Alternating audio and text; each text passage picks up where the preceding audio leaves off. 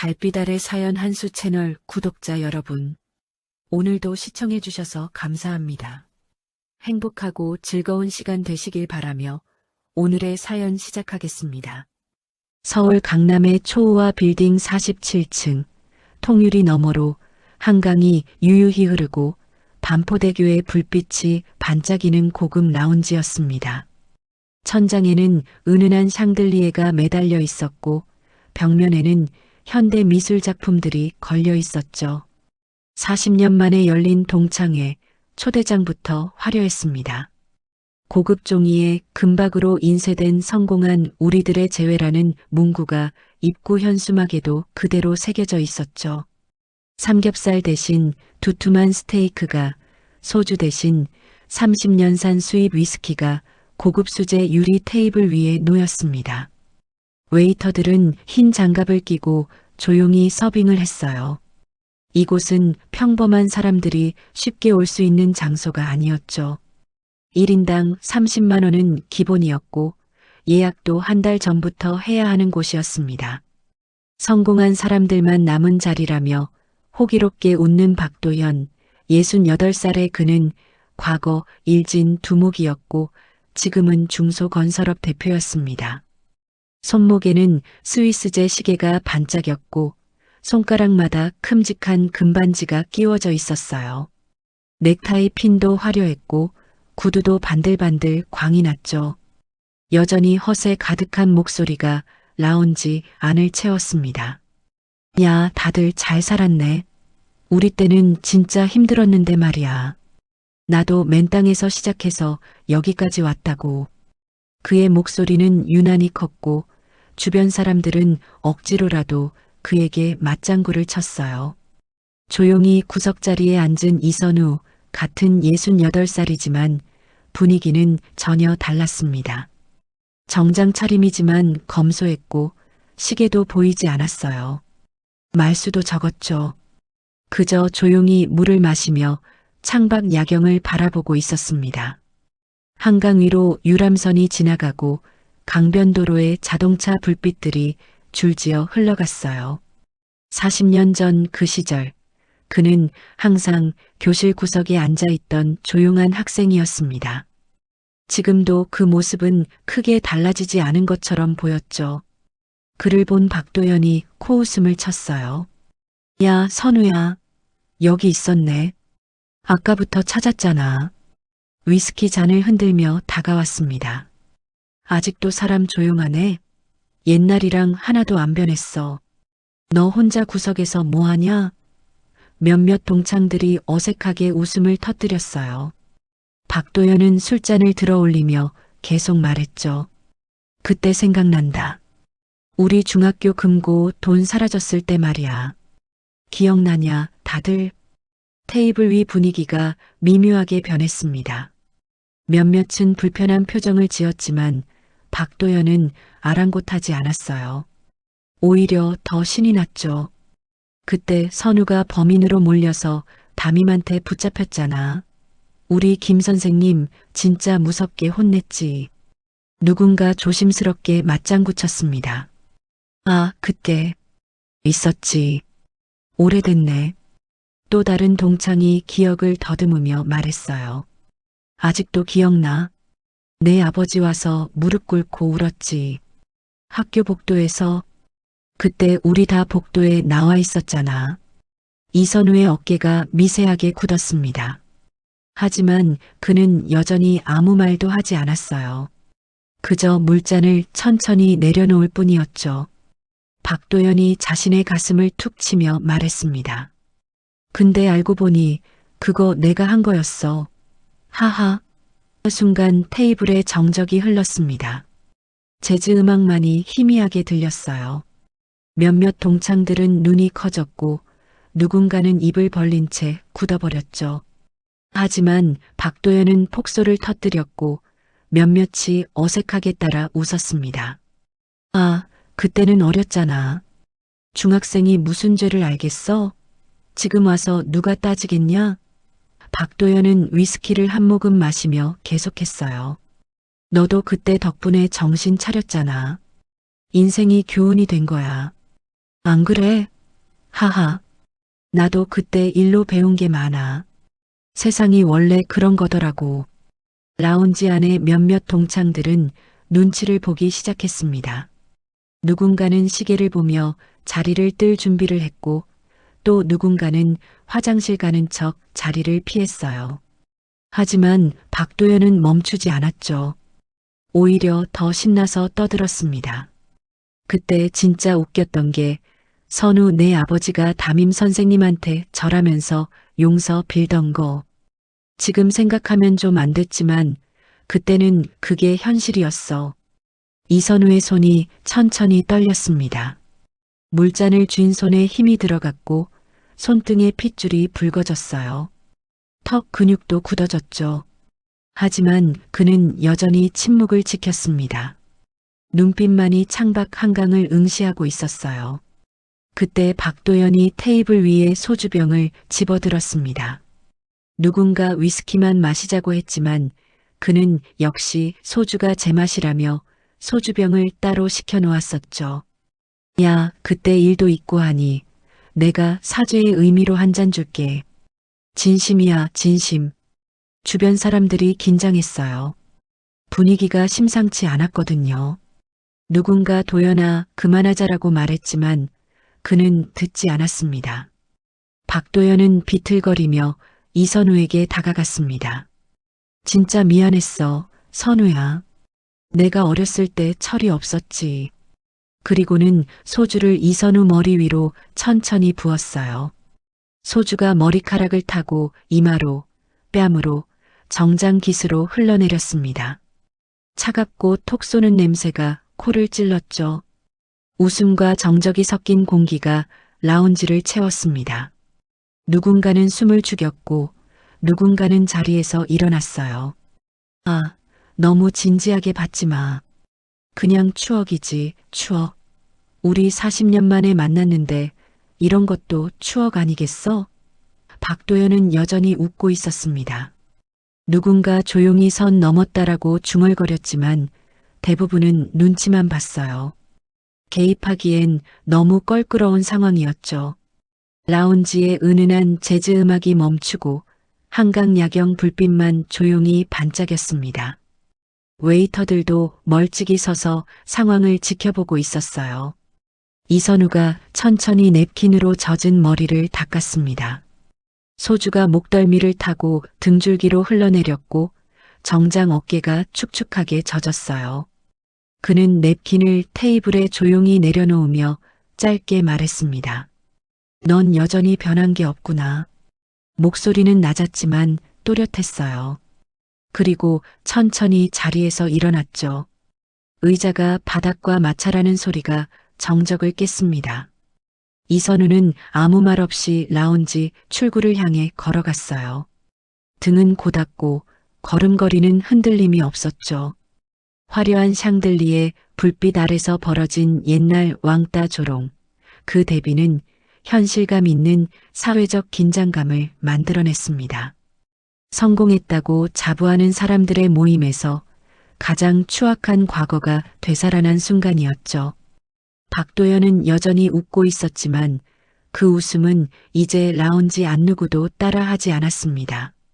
화장실 세면대 앞에 선 이선우는 차가운 물로 젖은 머리를 씻어냈습니다. 거울 속 자신의 모습이 보였어요. 68살의 얼굴에는 주름이 깊게 패여 있었지만 눈빛만은 여전히 또렷했죠. 소주 냄새가 코를 찔렀습니다. 손으로 물을 떠서 얼굴을 씻고 목덜미에 묻은 소주도 닦아냈어요. 하얀 세면대에 물방울이 떨어지는 소리만 화장실에 울렸습니다. 거울 속의 눈빛은 담담했지만 깊게 흔들리고 있었어요. 40년 전 그날이 떠올랐습니다. 교무실에 불려가 담임 선생님 앞에 섰던 날, 아버지가 학교에 오셔서 무릎 꿇고 빌던 날, 복도에 늘어선 아이들의 시선을 견뎌야 했던 그 모든 순간들이요. 이선우는 깊게 숨을 들이마셨어요. 손에 힘을 주어 세면대를 잡았다가 천천히 놓았죠. 그때 화장실 문이 덜컥 열렸습니다. 박도연이 비틀거리며 들어왔어요. 야, 선우야. 여기 있었네. 술 냄새가 진동했습니다. 뭐야, 벌써 화났어? 너 그거 가지고 삐진 거야? 이선우는 수건으로 손을 닦으며 아무 말도 하지 않았습니다. 박도연이 세면대에 기댄 채 말을 이었어요. 그때 일 가지고 삐진 거냐? 야, 솔직히 말해서 그래도 내가 덕 좀 받잖아. 그는 거울을 보며 머리를 매만졌습니다. 너 대신 정학당에서 우리 담임한테 욕먹고 내가 대신 맞았다고 떠들었잖아. 그 덕에 내가 학교에서 의리남으로 소문났지. 애들이 나 되게 멋있게 봤어. 이선우가 수건을 내려놓으며 조용히 물었습니다. 그게 자랑이냐? 목소리는 낮았지만 단호했어요. 박도연이 피식 웃었습니다. 당연하지. 그때 내가 덕 봤잖아. 그 사건 이후로 애들이 너 안 괴롭혔잖아. 내가 너 건드리지 말라고 했거든. 인생은 그렇게 돌아가는 거야. 약한 놈은 당해야 배워. 그게 세상 이치야. 박도연은 비웃으며 이선우의 어깨를 툭툭 쳤습니다. 그리고 내 덕분에 내가 군대도 빠졌지. 그때 학교 기록 덕에 면제받았거든. 폭력 가해자로 기록되니까 신체 검사에서 걸린 거야. 넌 그때도 나 대신 희생했잖아. 멋진 놈이야, 선우야. 그의 손이 이선우 어깨에 무겁게 올려졌어요. 이선우가 그의 손을 단호하게 떼어냈습니다. 그건 희생이 아니라 강요였지. 목소리에 힘이 실렸어요. 박도연의 표정이 일그러졌습니다. 뭐? 강요? 야, 너 지금 나한테 훈계하는 거야? 그가 한 발짝 다가섰죠. 아직도 피해자 코스프레냐?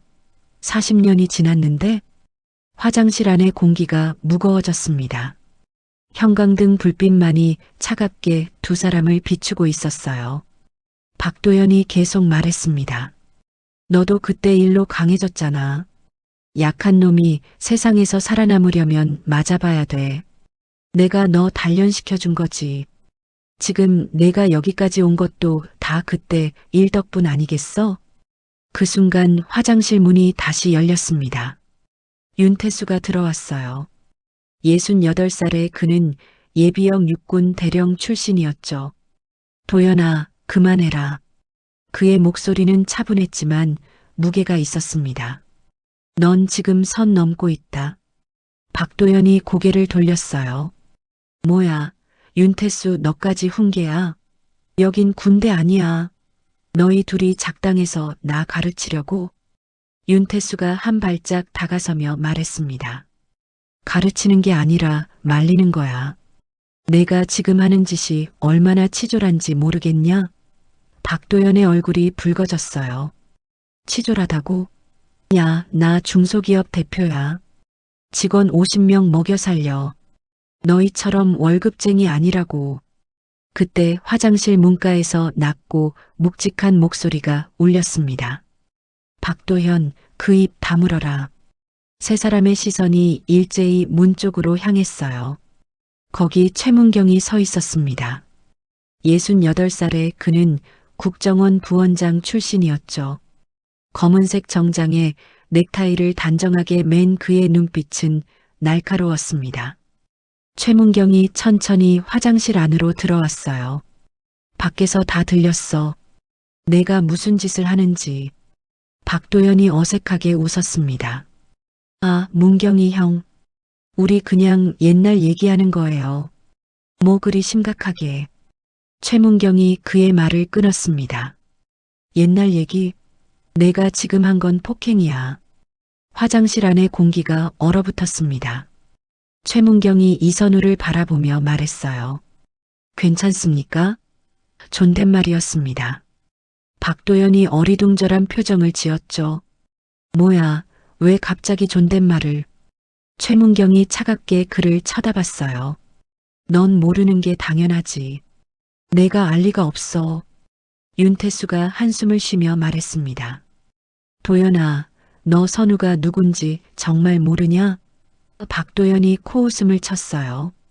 누구긴 뭐가 누구야. 옛날에 왕따 당하던 애잖아. 지금도 구석에서 조용히 있던데. 최문경이 냉소를 지었습니다. 왕따? 넌 정말 아무것도 모르는구나. 이선우가 조용히 말했습니다. 괜찮습니다. 이제 그만 나가시죠. 하지만 최문경은 고개를 저었어요. 안 됩니다. 이건 넘어갈 일이 아닙니다. 그가 박도연을 똑바로 쳐다보며 말했죠. 그분 함부로 대하지 마. 예비역 3스타 합참 작전본부장 출신이야. 순간 화장실 안이 조용해졌습니다. 형광등이 윙윙거리는 소리만 들렸어요. 박도연의 입이 벌어졌고 눈이 커졌죠. 뭐라고? 그의 목소리가 떨렸습니다. 최문경이 차분하게 말을 이었어요. 육군 중장, 별 3개, 합동참모본부 작전본부장을 역임하신 분이야. 내가 방금 소주를 부은 사람이. 박도연의 얼굴이 하얗게 질렸습니다. 손이 떨리기 시작했어요. 그게 무슨... 윤태수가 말했습니다. 나도 대령 출신이지만 그분 앞에서는 고개를 숙여야 해. 그게 예의고 격이야. 박도연은 말을 잇지 못하고 입만 벙긋거렸죠. 라운지 밖 화장실의 차가운 조명 아래 4사람은 침묵 속에 서 있었습니다. 라운지의 은은한 음악 소리가 희미하게 들려왔지만 화장실 안은 긴장감으로 가득했어요. 최문경의 눈빛은 여전히 차갑게 박도연을 응시하고 있었고 이선우는 조용히 수건을 개어 세면대 옆에 놓았습니다. 박도연은 잠시 멍하니 서 있다가 갑자기 짧게 웃음을 터뜨렸습니다. 진짜요? 장군이었다고? 그의 웃음은 어색했지만 멈추지 않았어요. 그래서 뭐 어쩌라고요? 은퇴한 장군이면 뭐해요? 지금은 다 똑같은 68살 노인네잖아. 최문경의 눈빛이 차갑게 식었습니다. 뭐라고? 박도연이 거울을 보며 머리를 매만지며 말했어요. 아니, 솔직히 별이 뭐 대수예요? 별 달고 다니면 뭐가 달라져요? 지금 여기서 별이 빛을 발하나? 그는 이선우를 흘끗 쳐다봤습니다. 군대 갔다 온 사람 누가 없어요? 나도 면제받긴 했지만 군대가 뭔지는 알아요. 계급이 뭐 그리 대단하다고. 윤태수가 한숨을 깊게 내쉬었습니다. 도연아, 넌 정말... 말을 잇지 못하고 고개를 저었어요. 박도연은 오히려 신이 나서 계속 떠들었죠. 아니 진짜로요. 여기 동창회잖아요. 동창회에서 계급이 무슨 소용이에요? 우리 다 중학교 동창이고 나이도 똑같은데. 그가 이선우에게 다가서려 했습니다. 최문경이 그의 앞을 가로막았어요. 한 발짝만 더 가까이 가봐라. 내가 가만 안 둬. 목소리는 낮았지만 위협적이었습니다. 박도연이 뒤로 물러서며 말했어요. 왜 이래요, 형? 우리 옛날 친구잖아요. 뭐 이렇게까지. 최문경이 그의 말을 끊었습니다. 친구? 내가 지금까지 한 짓이 친구가 할 짓이냐? 화장실 밖에서 인기척이 들렸습니다. 몇몇 동창들이 상황을 보러 온 거였어요. 문틈으로 얼굴을 내민 사람도 있었고 복도에 서서 귓속말을 나누는 사람들도 있었죠. 분위기가 심상치 않다는 걸 모두가 느끼고 있었습니다.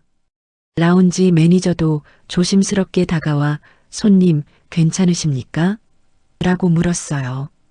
이선우가 조용히 말했습니다. 괜찮습니다. 곧 나가겠습니다. 그는 정장깃을 바로잡으며 거울을 한 번 더 봤어요. 젖었던 머리는 대부분 말랐고 소주 냄새도 많이 가셨습니다. 그가 화장실 문 쪽으로 걸어가려 하자 박도연이 다시 입을 열었어요. 야, 잠깐만. 진짜 장군이었어? 목소리에 약간의 떨림이 섞여 있었습니다. 그럼 뭐 대단한 거 했어? 전쟁이라도 이겼어? 이선우는 대답하지 않았어요. 그저 조용히 문 쪽으로 걸어갔죠. 박도연이 뒤에서 소리쳤습니다. 아, 내가 물어보잖아. 무시하지 마. 최문경이 박도연의 팔을 붙잡았습니다. 그만해.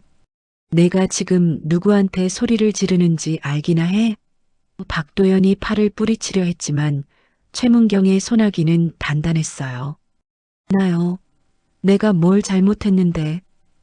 윤태수가 다가와 말했습니다. 잘못? 내가 지금까지 한 짓을 잘못이라고 생각 안 하냐? 박도연의 얼굴이 붉어졌습니다. 내가 뭘 어쨌다고. 그냥 옛날 일 가지고 장난친 것뿐이잖아. 최문경이 냉소를 지었어요. 장난? 남의 머리에 소주 붓는 게 장난이야? 박도연이 변명했습니다. 그건 사과하려고 한 거였어요. 진짜로 미안하다고. 윤태수가 고개를 저었습니다. 미안하면 말로 하는 거야. 술을 붓는 게 사과냐? 박도연은 할 말을 잃었어요. 입만 벙긋거릴 뿐이었죠. 화장실 밖에서 구경하던 동창 하나가 조용히 말했습니다. 저 사람 진짜 장군이었대. 방금 누가 검색해봤는데 인터넷에 사진도 나와. 동창들 사이에서 웅성거림이 커졌습니다. 진짜? 쓰리스타? 합참 작전 본부장이면 정말 높은 거 아냐? 도연이 진짜 큰일 났네. 박도연의 얼굴은 점점 더 창백해졌어요. 그는 주머니에서 핸드폰을 꺼내 떨리는 손으로 검색을 시작했습니다. 화면에 이선우의 이름이 나타났습니다. 군복을 입고 별 3개를 단 사진도 보였어요. 기사 제목들이 눈에 들어왔죠. 합참 작전 본부장 이선우 중장, 전략기획 탁월 이선우 중장, 국방혁신에 앞장서 박도연의 손이 더 심하게 떨렸습니다. 이게 진짜네. 최문경이 차갑게 말했습니다. 이제야 알았어? 내가 누구한테 함부로 했는지. 박도연은 핸드폰을 떨어뜨릴 뻔했어요. 가까스로 붙잡았지만 화면은 계속 이선우의 기사들을 보여주고 있었습니다. 저는 몰랐어요.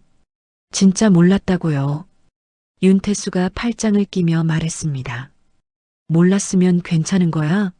내가 아까 한 짓은 누구한테 했든 잘못된 거야. 박도연이 변명하려 했지만 말이 나오지 않았어요. 화장실 밖의 동창들도 하나둘 고개를 돌리기 시작했습니다. 누군가 너무 심했어. 진짜라고 중얼거렸죠. 박도연은 화장실 세면대에 손을 짚고 서 있었습니다. 거울 속 자신의 모습이 초라해 보였어요. 반짝이던 시계도 금반지도 이제는 그저 값싼 장신구처럼 느껴졌습니다. 등에서 식은땀이 흘렀죠. 저는 정말 목소리가 떨렸습니다. 최문경이 문을 열며 말했습니다. 이제라도 정신 차려. 내가 평생 그렇게 살 거 아니면. 그리고 윤태수와 함께 화장실을 나갔어요. 복도에 서 있던 동창들도 하나씩 자리를 떠났습니다. 박도연만 혼자 화장실에 남겨졌죠. 형광등 불빛 아래 홀로 선 박도연은 거울 속 자신을 바라봤습니다. 붉어진 얼굴, 떨리는 손, 축축한 이마. 그는 천천히 세면대에 물을 틀어 얼굴을 씻었어요. 차가운 물이 뺨을 타고 흘러내렸습니다. 화장실 밖에서는 라운지의 음악 소리가 희미하게 들려왔지만 그 소리는 이제 그에게 편안하게 들리지 않았어요. 거울 속에는 한때 일진 두목이었던 남자가 아니라 그저 늙고 초라한 68살 노인만이 서 있었습니다. 박도연은 깊게 한숨을 내쉬었어요. 화장실 문을 열고 나가야 했지만 발이 떨어지지 않았죠. 밖에서 기다리고 있을 사람들의 시선이 두려웠습니다. 박도연이 화장실 문을 열고 나왔을 때 라운지의 분위기는 완전히 달라져 있었습니다. 아까까지 떠들썩하던 동창들은 대부분 조용히 자리에 앉아 있었고 누군가는 핸드폰을 보고 있었어요. 이선우는 구석 자리에 다시 앉아 물을 마시고 있었죠. 박도연이 들어서자 몇몇 시선이 그에게로 향했습니다. 하지만 아무도 말을 걸지 않았어요. 박도연은 자신의 자리로 돌아가 주저앉았습니다. 테이블 위에 위스키 잔이 그대로 놓여 있었어요. 그는 손을 뻗어 잔을 집어들었지만 마시지 못하고 다시 내려놓았죠. 손이 계속 떨렸습니다. 옆자리에 앉은 동창이 슬쩍 자리를 옮겼어요. 아무 말도 하지 않았지만 그 행동이 모든 것을 말해주고 있었죠. 최문경과 윤태수는 이선우가 앉은 테이블 근처에 서 있었습니다. 두 사람은 조용히 대화를 나누고 있었어요. 괜찮으십니까? 최문경이 물었습니다. 이선우가 고개를 끄덕였죠. 괜찮습니다. 이런 일에 익숙합니다. 목소리는 담담했지만 어딘가 쓸쓸함이 묻어났어요. 윤태수가 의자를 당겨 앉으며 말했습니다. 도연이 너무 심했습니다. 제가 대신 사과드립니다. 이선우가 손을 저었어요. 자네가 사과할 일이 아니야. 그리고 이미 지나간 일이고. 하지만 최문경은 고개를 저었습니다. 지나간 일로 넘길 수 없습니다. 저건 명백한 폭행입니다. 그때 라운지 입구에서 소란이 일었습니다. 경찰 2명이 들어왔어요. 누군가 신고를 한 것 같았죠. 매니저가 당황하며 경찰을 안내했습니다. 어느 분이 신고하셨습니까? 경찰이 물었어요. 한 동창이 손을 들었습니다. 제가 했습니다. 폭행 현장을 목격했습니다. 박도연의 얼굴이 더욱 창백해졌습니다. 그는 자리에서 벌떡 일어나 경찰에게 다가갔어요. 잠깐만요. 이건 오해입니다. 우리 그냥 동창끼리 장난친 거예요. 목소리가 높아졌죠. 경찰이 차분하게 말했습니다. 신고가 들어왔으니 확인해야 합니다. 피해자분은 어디 계십니까? 모든 시선이 이선우에게로 향했습니다. 경찰이 그에게 다가왔어요. 피해를 입으신 분이십니까? 이선우가 천천히 고개를 들었습니다. 그렇습니다만 말을 잇기 전에 박도연이 끼어들었어요. 아니, 이건 정말 오해예요. 우리 옛날부터 친한 친구고. 최문경이 냉소를 지었습니다. 친구? 친구 머리에 소주를 부어 박도연이 말을 막혔어요. 경찰이 수첩을 꺼내며 말했습니다. 일단 상황을 파악하겠습니다. 목격자분들 무슨 일이 있었는지 진술해 주십시오. 몇몇 동창들이 일어나 경찰에게 다가갔죠. 제가 봤는데 저분이 이분 머리에 소주를 부었습니다. 한 동창이 박도연과 이선우를 가리키며 말했어요. 다른 동창도 거들었습니다. 화장실에서도 시비를 걸었습니다. 제가 복도에서 들었습니다. 박도연은 변명하려 했지만 증언은 계속 이어졌죠. 경찰이 박도연을 쳐다봤습니다. 사실입니까? 박도연이 더듬거리며 말했어요. 그건 사과하려고. 사과를 소주로 합니까? 경찰의 목소리는 단호했습니다. 박도연은 할 말을 잃었어요. 땀이 이마에 송글송글 맺혔죠. 그때 이선우가 자리에서 일어났습니다. 모두의 시선이 그에게 집중됐어요. 경찰관님, 그의 목소리는 차분했습니다. 오늘은 동창회입니다. 폭력으로 끝내고 싶지 않습니다. 경찰이 의아한 표정을 지었어요. 하지만 피해를 입으셨잖습니까? 이선우가 고개를 저었습니다. 물론 기분이 좋지는 않습니다. 하지만 법으로 해결하기보다는 사람 대 사람으로 해결하고 싶습니다. 최문경이 앞으로 나섰어요. 안 됩니다. 이건 명백한. 이선우가 손을 들어 그를 막았습니다. 문경이 자네 마음은 고맙네. 하지만 내 결정일세. 경찰이 물었습니다. 정말 고소하지 않으시겠습니까? 이선우가 고개를 끄덕였어요. 네. 대신 조건이 있습니다. 그가 박도연을 바라봤습니다. 박도연은 눈을 마주치지 못하고 고개를 숙였죠. 도연, 나를 봐.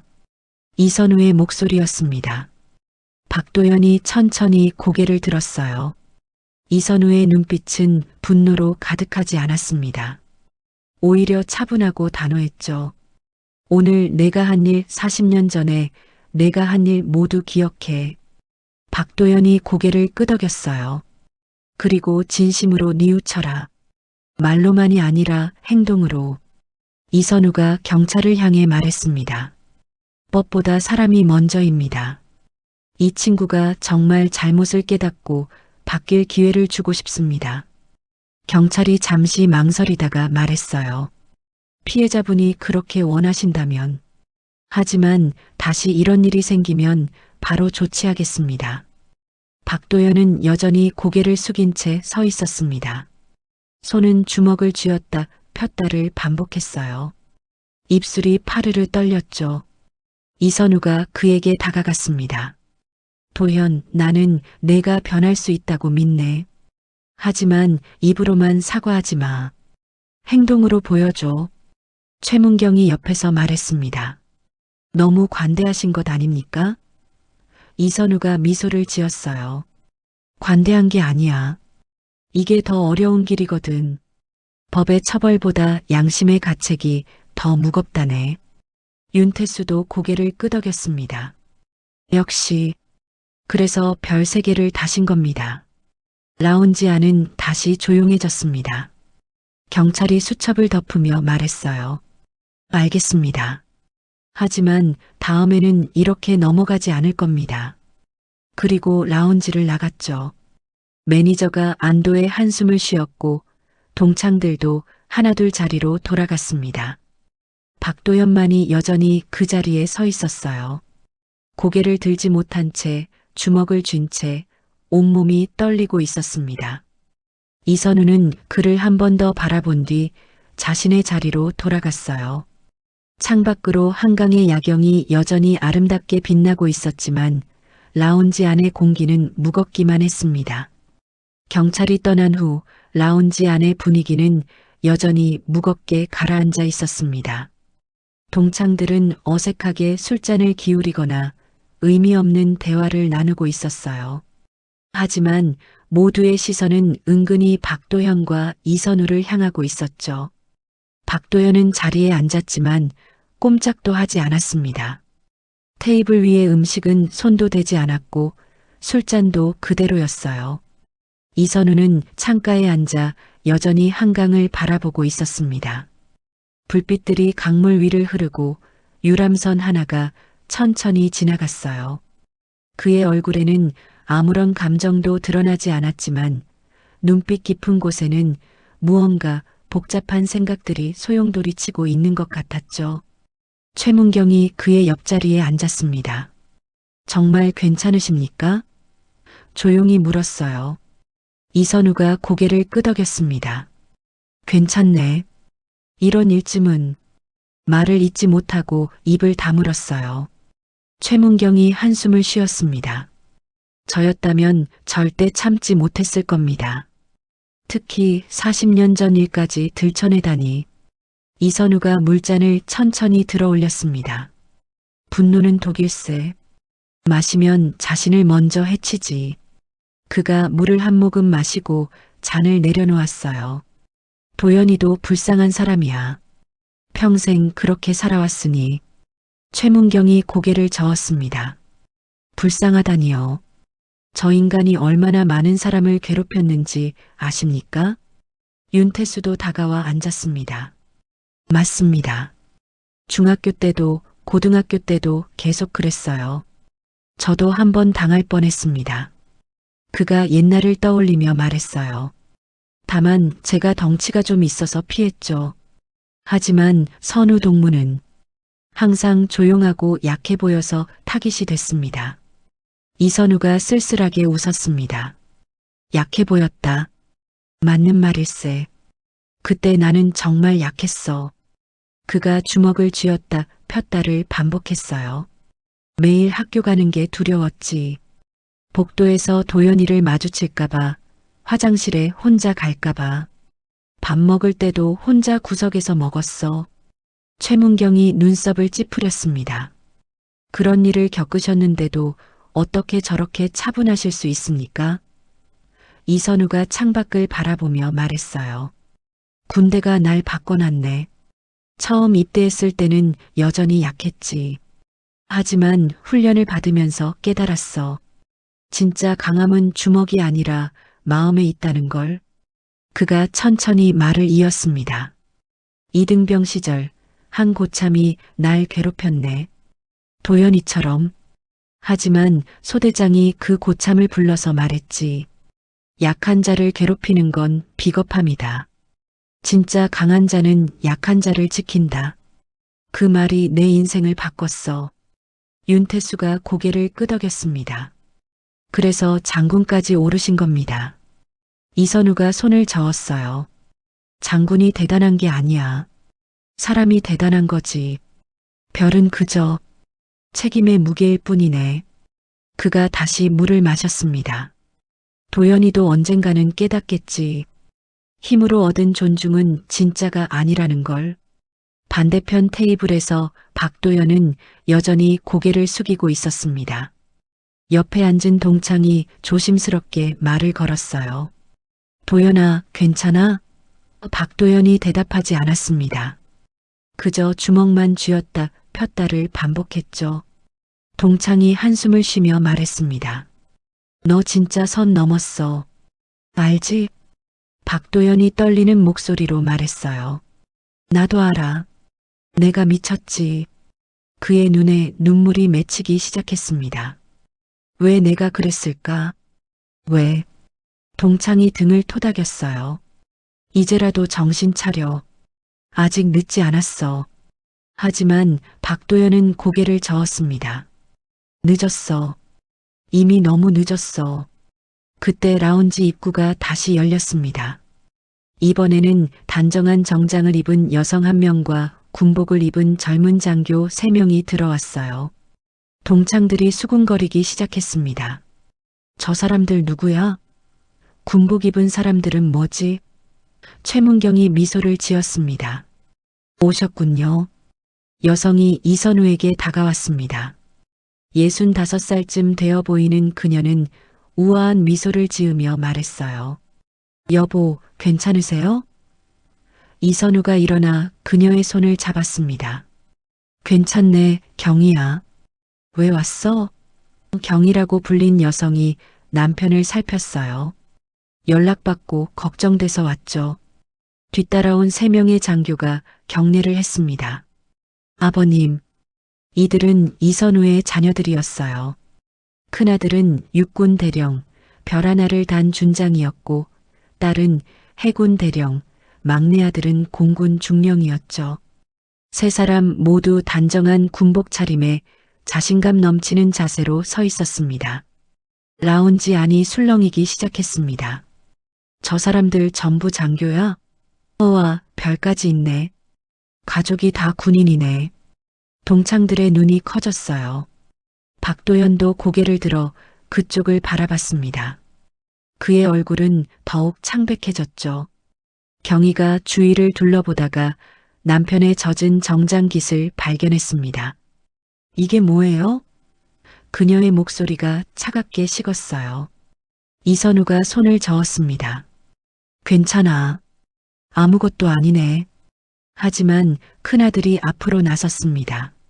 아버님, 무슨 일 있으셨습니까? 최문경이 일어나 설명했습니다. 저쪽 분이 선우 동문께 결례를 범했습니다.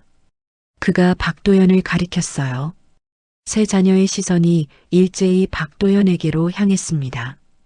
박도연은 그 시선을 견디지 못하고 고개를 숙였어요. 경희가 남편에게 물었습니다. 누가 감히 당신한테? 이선우가 그녀의 손을 꽉 잡았어요. 여보, 이미 끝난 일이야. 화내지 마. 하지만 경희의 눈빛은 여전히 차가웠습니다. 끝난 일이 아니에요. 당신이 참는다고 해서 잘못이 없어지는 게 아니잖아요. 큰아들이 박도연에게 다가갔습니다. 실례지만 저희 아버님께 무슨 짓을 하신 겁니까? 목소리는 정중했지만 위압감이 있었어요. 박도연은 떨리는 목소리로 말했습니다. 죄송합니다. 큰아들이 눈을 가늘게 떴어요. 죄송하다고요? 구체적으로 뭘 하셨길래? 윤태수가 나서서 상황을 설명했습니다. 소주를 부은 일, 화장실에서의 일, 40년 전 학교 금고 사건까지 설명이 이어질수록 세 자녀의 표정은 굳어졌어요. 딸이 주먹을 쥐었고 막내 아들은 입술을 깨물었죠. 경희의 얼굴도 창백해졌습니다. 그런 일이. 경희가 숨을 깊게 들이마셨어요. 40년 동안 그걸 혼자 간직하셨군요. 이선우가 그녀를 안심시키려 했지만 경희는 눈물을 참지 못했습니다.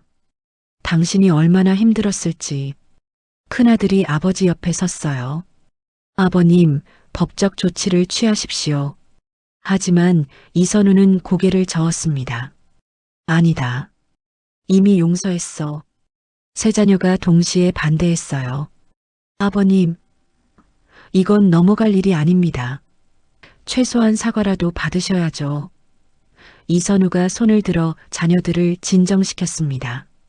내가 결정했다. 존중해다오. 라운지 안은 숨소리조차 들릴 정도로 조용했습니다. 박도연은 여전히 고개를 숙인 채 서 있었고 동창들은 숨죽이며 상황을 지켜봤어요. 별 13개가 한 공간에 모인 순간 공기는 무겁고도 장엄했습니다. 윤태수가 천천히 일어나 라운지 중앙으로 걸어갔습니다. 그는 마이크를 집어들고 동창들을 향해 말했어요. 잠시 제 말 좀 들어주십시오. 라운지 안의 웅성거림이 멈췄습니다. 모두의 시선이 그에게 집중됐죠. 오늘 이런 일이 있어서 매우 유감스럽습니다. 하지만 여러분이 꼭 알아야 할 사실이 있습니다. 그가 이선우를 바라보며 말을 이었어요. 이선우 동무는 우리 모교의 자랑입니다.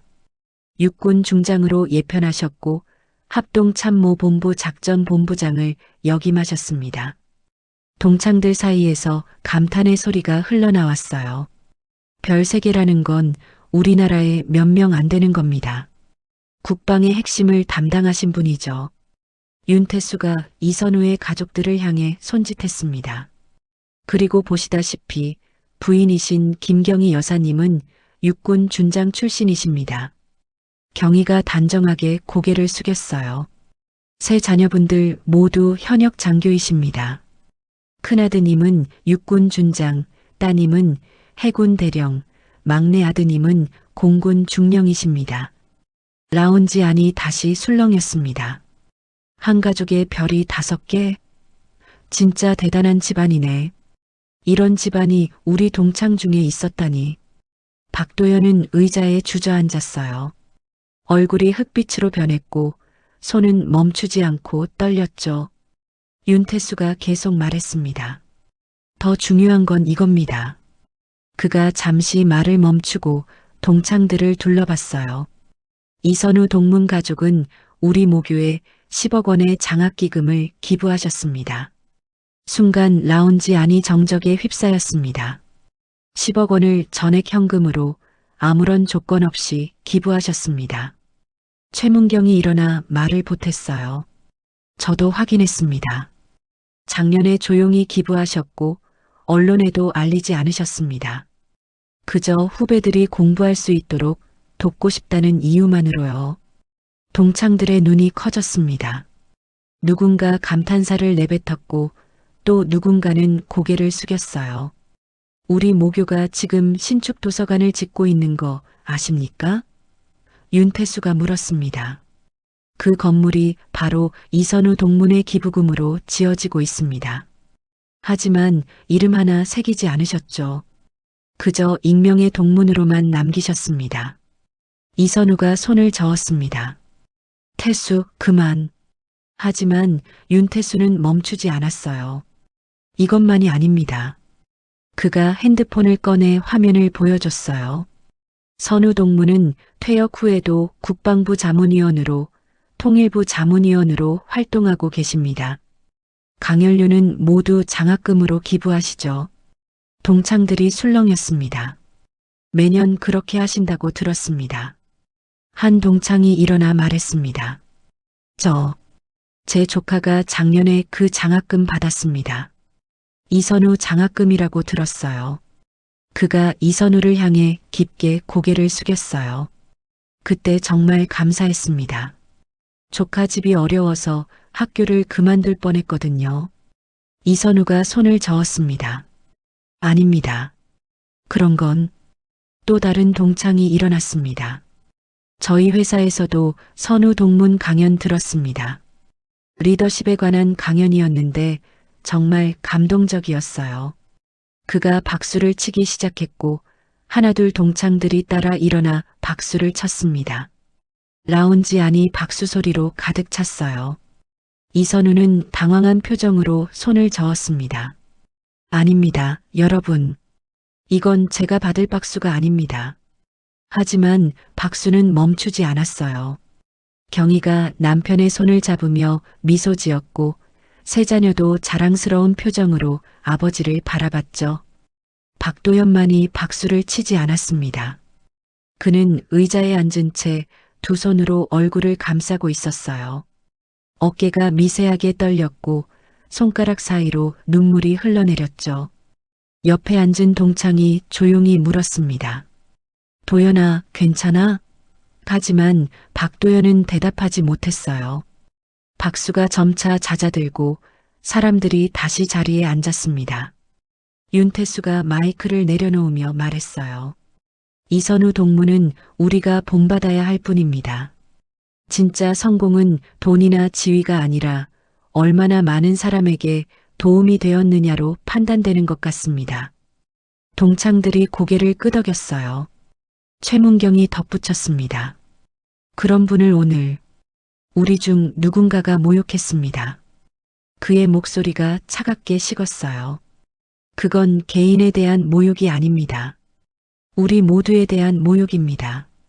동창들의 시선이 일제히 박도연에게로 향했습니다. 박도연이 천천히 일어났습니다. 비틀거리는 걸음으로 이선우에게 다가갔어요. 선우야. 목소리가 떨렸습니다. 아니, 선우 형님. 그는 이선우 앞에서 무릎을 꿇었습니다. 라운지 안이 다시 조용해졌어요. 정말 죄송합니다. 눈물이 볼을 타고 흘러내렸습니다. 40년 전에도 오늘도 내가 짐승만도 못한 짓을 했습니다. 박도연의 목소리는 울음으로 범벅이 됐어요. 형님이 얼마나 훌륭한 분인지 나는 알지도 못하고. 그는 이마를 바닥에 대고 절을 했습니다. 용서해 주십시오. 제발. 이선우가 그를 일으켜 세우려 했지만 박도연은 일어나지 않았어요. 안 됩니다. 저는 일어날 자격이 없습니다. 그가 계속 울었습니다. 형님이 받으신 고통을 제가 어떻게 갚을 수 있겠습니까? 경희가 남편을 바라봤고 이선우는 깊게 한숨을 쉬었어요. 도연, 이선우의 목소리였습니다. 낮고 차분했지만 무게가 있었어요. 일어나게. 박도연이 고개를 들었습니다. 눈물로 범벅이 된 얼굴, 콧물까지 흘러내리는 모습이었죠. 형님. 이선우가 그의 팔을 잡아 일으켰습니다. 사람은 누구나 실수를 하네. 중요한 건 그 후에 어떻게 사느냐지. 박도연이 계속 흐느꼈습니다. 저는 이선우가 그의 어깨에 손을 얹었어요. 자네가 진심으로 뉘우친다면 기회를 주겠네. 하지만 말로만 하지 말게. 행동으로 보여주게. 박도연이 고개를 끄덕였습니다. 네. 무엇이든 하겠습니다. 이선우가 잠시 생각하다가 말했습니다. 우리 모교에 가서 1년 동안 봉사하게. 학생들 급식 배식도 하고 청소도 하고 할 수 있는 모든 일을 하게. 박도연이 눈을 크게 떴어요. 그걸 이선우가 단호하게 말했습니다. 그게 싫으면 법적 조치를 받아들이게. 박도연이 고개를 숙였습니다. 아닙니다. 하겠습니다. 기꺼이 하겠습니다. 그의 목소리는 떨렸지만 진심이 담겨 있었어요. 이선우가 고개를 끄덕였습니다. 그럼 다음 주 월요일부터 시작하게. 내가 학교 측과 얘기해 두겠네. 윤태수가 일어나 말했어요. 제가 감독하겠습니다. 라운지 안의 동창들은 조용히 이 광경을 지켜봤습니다. 누군가는 감동의 눈물을 닦았고 누군가는 깊게 고개를 숙였어요. 창밖으로 한강의 불빛이 여전히 아름답게 빛나고 있었지만 이제 라운지 안의 분위기는 완전히 달라져 있었습니다. 무거웠던 공기는 조금씩 풀리기 시작했고 사람들의 표정에도 변화가 보였어요. 몇 달이 흘렀습니다. 봄이 찾아왔고 모교의 교정에는 벚꽃이 만개했어요. 급식실 창문으로 햇살이 따스하게 들어왔고 학생들의 밝은 웃음소리가 복도를 채웠죠.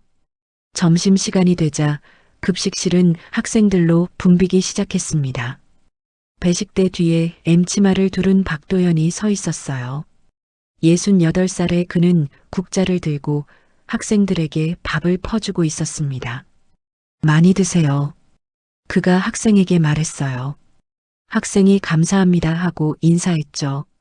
박도연은 처음엔 어색했던 미소가 이제는 자연스러워졌습니다. 할아버지, 오늘 국 맛있어요. 한 여학생이 밝게 말했어요. 박도연이 환하게 웃었습니다. 그래, 다행이다. 더 먹을래? 여학생이 고개를 끄덕였고 박도연은 국을 한 국자 더 떠주었어요. 옆에서 배식하던 영양사 선생님이 웃으며 말했습니다. 박 선생님, 요즘 학생들이 박 선생님 정말 좋아해요. 박도연의 얼굴이 붉어졌습니다. 제가 뭘, 그냥 밥이나 퍼주는데요. 영양사가 고개를 저었어요. 아니에요. 학생들 얘기 들어주시고 격려도 해주시잖아요. 어제도 3학년 한 학생이 진로 고민 상담했다면서요. 박도연이 쑥스럽게 웃었습니다. 그냥 제가 할 수 있는 거라도 하고 싶어서요. 점심시간이 끝나고 학생들이 모두 떠나자 박도연은 배식대를 정리하기 시작했습니다. 남은 음식을 치우고 그릇을 정리하고 바닥을 닦았어요. 처음 봉사를 시작할 때만 해도 모든 게 낯설고 힘들었습니다. 허리는 아팠고 손은 거칠어졌죠. 하지만 지금은 달랐습니다. 매일 아침 6시에 학교에 도착해서 급식실 청소부터 시작했어요. 식자재가 도착하면 함께 나르고 조리 과정을 도왔습니다. 배식할 때는 항상 웃는 얼굴로 학생들을 맞이했죠. 점심 후에는 설거지를 돕고 오후에는 교무실이나 복도 청소를 했습니다. 처음 한 달은 정말 힘들었습니다. 몸도 마음도 지쳤어요. 한 번은 무릎이 너무 아파서 주저앉은 적도 있었죠. 하지만 그때마다 이선우의 말이 떠올랐습니다. 자네가 진심으로 뉘우친다면 기회를 주겠네. 하지만 말로만 하지 말게. 행동으로 보여주게. 박도연은 이를 악물고 버텼습니다. 2달째가 되자 몸이 적응하기 시작했어요. 3달째에는 학생들과 대화하는 게 즐거워졌고 4달째인 지금은 이 일이 자신의 일부가 된 것 같았습니다. 아침에 눈을 뜨면 학교에 가고 싶었고 학생들 얼굴을 보면 마음이 따뜻해졌어요. 박 선생님, 뒤에서 목소리가 들렸습니다. 윤태수였어요. 그는 매주 한 번씩 학교를 방문해서 박도연의 봉사활동을 점검했습니다. 오늘도 수고 많으셨습니다. 박도연이 앞치마를 벗으며 말했어요. 아닙니다. 당연히 해야 할 일인걸요. 윤태수가 주변을 둘러봤습니다. 급식실이 정말 깨끗하네요. 예전보다 훨씬 좋아졌어요. 박도연이 웃었습니다. 제가 할 수 있는 게 이것밖에 없어서요. 최선을 다하고 있습니다. 윤태수가 그의 손을 봤어요. 거칠어진 손, 굳은 살이 박힌 손가락. 많이 힘드시죠? 박도연이 고개를 저었습니다. 아닙니다. 오히려 행복합니다. 그의 목소리에는 진심이 담겨 있었어요. 처음엔 벌을 받는다고 생각했습니다. 하지만 지금은 달라요. 학생들에게 도움이 된다는 게 이렇게 기쁜 줄 몰랐습니다. 윤태수가 고개를 끄덕였어요. 많이 변하셨습니다. 선우 형님께 정말 감사합니다. 박도연의 눈에 눈물이 맺혔어요. 저에게 이런 기회를 주셔서 만약 법적 처벌을 받았다면 저는 평생 원망만 하며 살았을 겁니다. 하지만 이렇게 봉사를 하면서 제가 얼마나 잘못 살았는지 깨달았습니다. 윤태수가 그의 어깨를 두드렸어요. 사실 선우 동문이 자주 물어보십니다. 도연이는 잘하고 있냐고. 박도연이 놀라 눈을 크게 떴어요. 형님이 저를요? 윤태수가 미소 지었습니다. 네, 걱정하고 계십니다. 힘들진 않은지, 건강은 괜찮은지. 박도연의 눈에서 눈물이 흘러내렸습니다. 그때 급식실 문이 열렸습니다. 이선우가 들어왔어요. 검소한 점퍼 차림에 운동화를 신은 그는 주변을 둘러보며 말했습니다. 오랜만이네, 도연. 박도연이 황급히 앞치마를 정리하며 인사했어요. 형님, 어떻게 오셨습니까? 이선우가 급식실을 둘러봤습니다. 잘하고 있다고 들었네. 확인하러 왔지. 박도연이 급식실을 안내했습니다. 여기는 제가 매일 청소하는 곳이고 저기는 배식하는 곳입니다. 학생들이 정말 착해요. 인사도 잘하고. 그가 신이 나서 설명했어요. 이선우는 조용히 듣고 있었습니다. 힘들진 않나? 그가 물었어요. 박도연이 고개를 저었습니다. 전혀요. 오히려 제 인생에서 가장 보람된 시간입니다. 그의 얼굴에는 진심 어린 미소가 떠올랐어요. 형님, 저 정말 변했습니다. 예전에 제가 얼마나 나쁜 사람이었는지 이제 알겠습니다. 이선우가 그의 거칠어진 손을 봤습니다. 자네 회사는 어떻게 됐나? 이선우가 물었어요. 박도연이 대답했습니다. 직원들한테 맡겼습니다. 제가 없어도 잘 돌아가더군요. 오히려 전보다 나아졌다는 말도 들었습니다. 그가 쓸쓸하게 웃었어요. 제가 없어도 세상은 잘 돌아가더군요. 이선우가 말했습니다. 자네가 필요한 곳이 따로 있었던 거네. 여기, 이 학교에서 말이야. 박도연이 고개를 끄덕였어요. 맞습니다. 이제야 제 자리를 찾은 것 같습니다. 그때 한 학생이 급식실에 들어왔습니다. 박 선생님, 아까 떨어뜨린 수첩 찾으러 왔어요. 박도연이 환하게 웃으며 말했어요. 아, 여기 있다. 내가 주워뒀지. 학생에게 수첩을 건네주며 머리를 쓰다듬었습니다. 조심해라. 또 잃어버리지 말고. 학생이 고맙다며 인사하고 나갔어요. 이선우가 그 모습을 조용히 지켜보고 있었습니다. 형님, 박도연이 진지하게 말했어요. 제게 이런 기회를 주셔서 정말 감사합니다. 저는 앞으로도 계속 이 일을 하고 싶습니다. 1년이 끝나도요. 이선우가 놀라 물었습니다. 정말인가? 박도연이 고개를 끄덕였어요. 네. 이게 제가 세상에 갚을 수 있는 유일한 방법인 것 같습니다. 윤태수가 미소 지으며 말했습니다. 학교 측에서도 그러길 원합니다. 박 선생님이 오신 후로 급식실 분위기가 정말 좋아졌거든요. 박도연의 눈에 다시 눈물이 맺혔어요. 감사합니다. 정말 감사합니다. 이선우가 그의 어깨를 두드렸습니다. 자네는 이제 진짜 어른이 됐네. 이선우의 목소리는 따뜻했어요. 박도연이 눈물을 닦으며 말했습니다. 늦었지만 이제라도 배우고 있습니다. 형님처럼 살고 싶습니다. 급식실 창문으로 봄 햇살이 따스하게 들어왔고 세 사람의 얼굴을 비췄습니다. 1년이 지났습니다. 다시 봄이 찾아왔고 모교의 교정에는 벚꽃이 만개했어요. 급식실 입구에 명예봉사자 박도연이라는 작은 명패가 걸렸습니다. 학교 측에서 정식으로 그를 명예봉사자로 임명한 거였죠. 박도연은 매일 아침 6시에 학교에 도착해서 학생들을 위해 일했습니다. 이날은 특별한 날이었어요. 학교에서 봉사자 감사의 날 행사를 준비했거든요. 강당에는 학생들과 교사들, 그리고 몇몇 동창들이 모였습니다. 무대 위에는 박도연이 서 있었고 교장 선생님이 감사패를 준비하고 있었죠.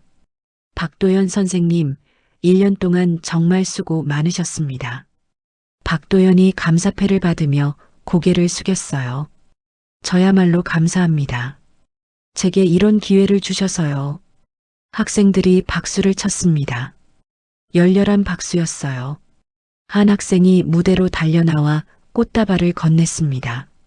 선생님, 정말 감사해요. 선생님 덕분에 학교 생활이 즐거웠어요. 박도연의 눈에 눈물이 맺혔습니다. 고맙다 얘들아. 너희가 있어서 내가 행복했어. 강당 뒤쪽에서 이선우가 조용히 서서 이 광경을 지켜보고 있었어요. 그의 옆에는 부인 경희와 세 자녀가 함께였습니다. 아버지, 정말 잘하셨어요. 큰아들이 말했어요. 이선우가 미소 지었습니다. 내가 한 게 아니라 도연이가 한 거지. 행사가 끝나고 사람들이 하나둘 강당을 빠져나갔습니다. 박도연은 무대에서 내려와 이선우에게 다가갔어요. 형님, 오셨군요. 그의 얼굴은 1년 전과 완전히 달라져 있었습니다. 눈빛은 맑았고 표정은 편안했어요. 허세와 오만함은 온데간데 없이 사라졌죠. 축하하네, 도연. 이선우가 악수를 청했습니다. 박도연이 두 손으로 그의 손을 잡았어요. 형님 덕분입니다. 형님이 아니었다면 말을 잇지 못하고 눈물을 삼켰습니다. 저는 평생 추악한 인간으로 살다 죽었을 겁니다. 하지만 형님이 저를 구원해 주셨습니다. 이선우가 고개를 저었어요. 아니네. 자네가 스스로 변한 거야. 나는 그저 기회를 줬을 뿐이지. 경희가 다가와 박도연에게 말했습니다. 수고하셨어요. 학생들이 정말 좋아하더군요. 박도연이 고개를 숙였어요. 송구스럽습니다, 사모님. 과거에 형님께 저지른 일을. 경희가 손을 내저었습니다. 이제 그 얘기는 그만해요. 당신은 이미 충분히 변했어요. 세 자녀도 다가와 인사했습니다. 아저씨, 멋있으세요. 막내 아들이 말했어요. 우리도 아저씨처럼 봉사하는 마음을 배워야겠어요. 박도연의 얼굴이 붉어졌습니다. 제가 무슨... 그가 겸손하게 말했지만 딸이 웃으며 말했어요. 진심이에요. 1년 동안 매일 6시에 출근해서 봉사하는 거 정말 쉬운 일이 아니에요. 큰아들도 고개를 끄덕였습니다. 아버지도 인정하셨어요. 박 선생님이 진심으로 변하셨다고요. 강당 밖으로 나오자 벚꽃잎이 바람에 날렸습니다. 햇살은 따스했고 하늘은 맑았어요. 운동장에서는 학생들이 축구를 하고 있었고 웃음소리가 교정을 가득 채웠죠. 이선우가 걸음을 멈추고 하늘을 올려다봤습니다. 참 좋은 날씨네. 박도연도 하늘을 바라봤어요. 정말 그렇습니다. 요즘 매일이 좋은 날씨예요. 예전엔 하늘을 볼 여유도 없었는데. 이선우가 그를 바라보며 물었습니다. 앞으로 계획은 어떤가? 박도연이 대답했어요. 계속 여기서 봉사하고 싶습니다. 학생들이 저를 필요로 하는 것 같아요. 회사는? 이선우가 물었습니다. 박도연이 미소 지었어요. 직원들에게 넘겼습니다. 제 아들이 이어받았어요. 저보다 훨씬 잘하더군요. 저는 이제 이 일이 천직인 것 같습니다. 윤태수가 뒤에서 다가왔습니다. 학교 측에서 정식 직원으로 채용하고 싶어 합니다. 급식 관리 보조로요. 박도연의 눈이 커졌어요. 정말입니까? 윤태수가 고개를 끄덕였습니다. 네. 월급은 많지 않지만 정식 직원으로 학생들을 돌볼 수 있습니다. 박도연이 두 손을 모았어요. 감사합니다. 정말 감사합니다. 월급이 문제가 아닙니다. 학생들과 함께 할 수 있다는 것만으로도 충분합니다. 최문경도 나타났습니다. 오랜만이네, 도연. 박도연이 깊게 인사했어요. 문경이 형님 건강하셨습니까? 최문경이 그를 위아래로 훑어봤습니다. 많이 달라졌네. 좋은 의미로. 박도연이 쑥스럽게 웃었어요. 형님들 덕분입니다. 몇몇 동창들도 하나둘 모여들었습니다. 다들 박도연의 변화에 놀라워했어요. 도연아, 진짜 달라졌다. 얼굴이 편안해 보여. 예전보다 훨씬 좋아 보여. 박도연은 그들과 반갑게 인사를 나눴습니다. 과거의 허세는 어디에도 없었고 진심 어린 미소만 남아 있었죠. 형님, 박도연이 이선우에게 조용히 말했어요. 제가 형님께 드릴 게 있습니다. 주머니에서 작은 봉투를 꺼냈습니다. 이건 이선우가 봉투를 열어보니 수표가 들어 있었어요. 이게 뭔가? 박도연이 설명했습니다. 제 회사 지분을 팔았습니다. 그 돈으로 장학금을 만들고 싶습니다. 이선우가 놀라 물었습니다. 자네가? 박도연이 고개를 끄덕였어요. 네. 이선우 장학금에 보태고 싶습니다. 형님이 보여주신 길을 저도 따르고 싶습니다.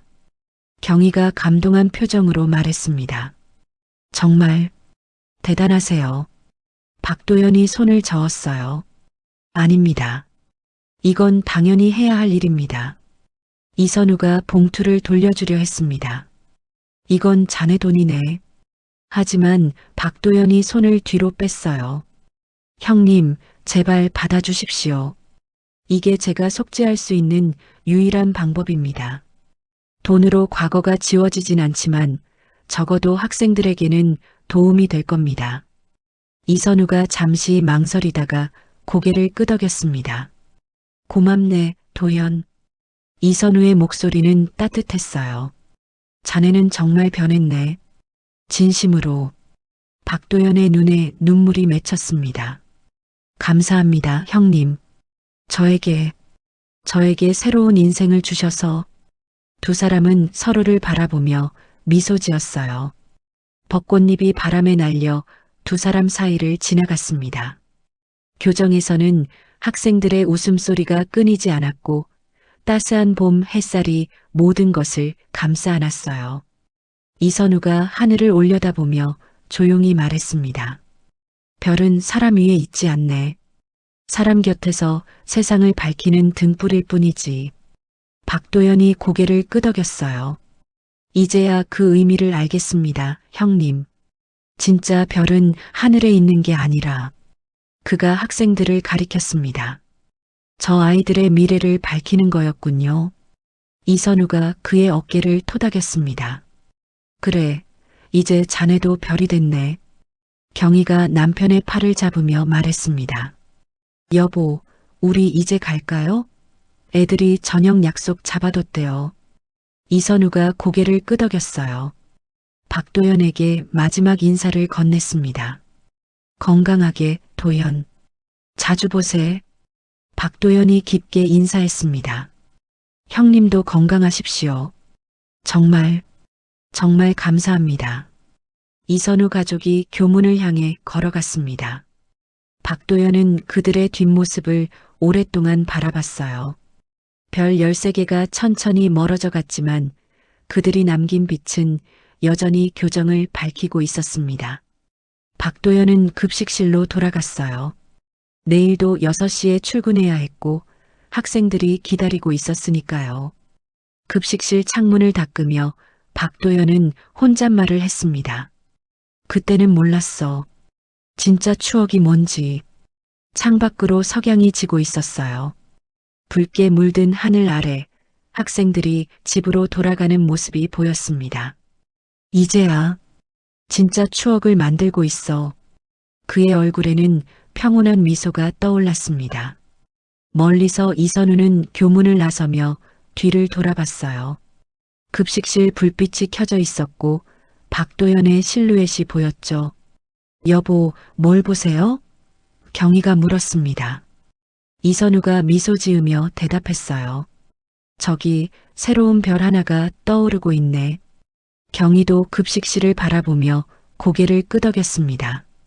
그래요. 이제 저 사람도 누군가의 등불이 되겠네요.